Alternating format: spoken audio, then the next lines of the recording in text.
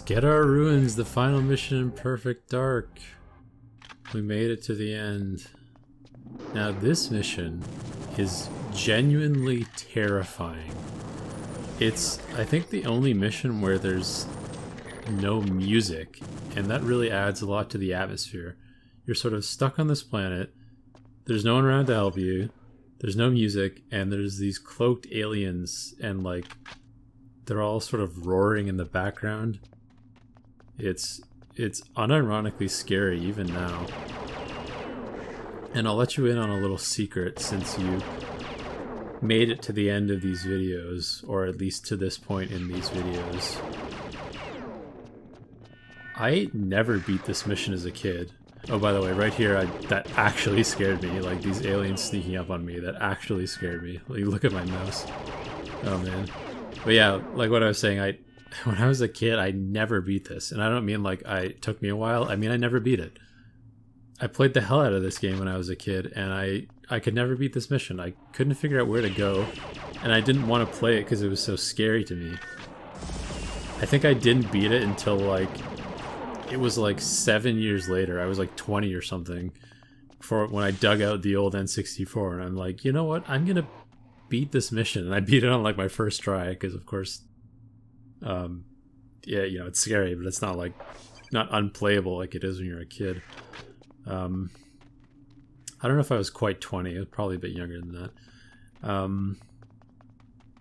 But yeah, so that's my confession of Perfect Dark. Never saw the ending cinematic when I was a kid. Kind of a bummer in retrospect, but you know, we're coming back and beating the game now, so it's all good. Also, watch right here when I take a bit of a tumble and I'm like, oh, and I somehow didn't die. Considered restarting, but I also didn't really want to play this mission again. I knew it was going to be I knew it was going to be world record, so I didn't have to start over. It was this is why I could never beat it, because I could never figure out where to use the Devastator. If you remember, there's a part later in the mission, like if you keep going down this path, there's like a crack in the wall like in a Zelda game. Like, it's a pretty reasonable assumption that that's where you're supposed to use the Devastator, right? Like on the wall that's already cracked. So I spent so long trying to figure out what I was supposed to do, and I never bothered to read what the mission actually says to do, like what the instructions are, so I never figured it out. This is also really funny. There's like a random physics puzzle, like in the very last mission.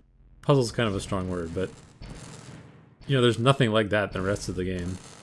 Not really sure what the purpose of throwing it in here is. I guess just for something new.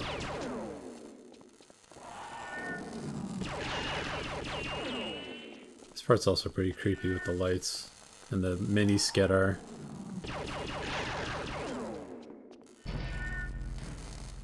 Never figure out how the doors work.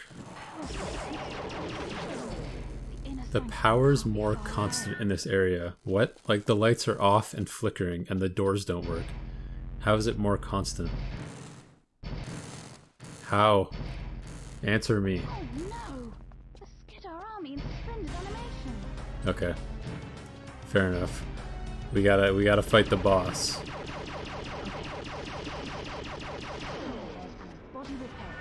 So again, very clearly don't have much experience with this boss fight.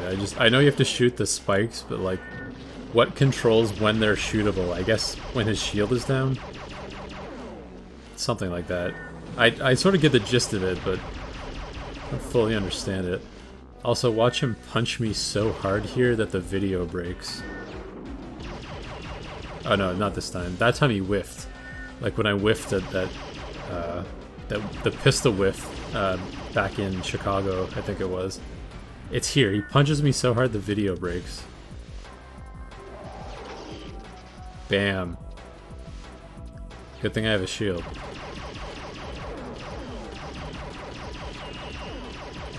And I get absurdly unlucky here. Look, one bullet left in the chamber. And that was it. One shot.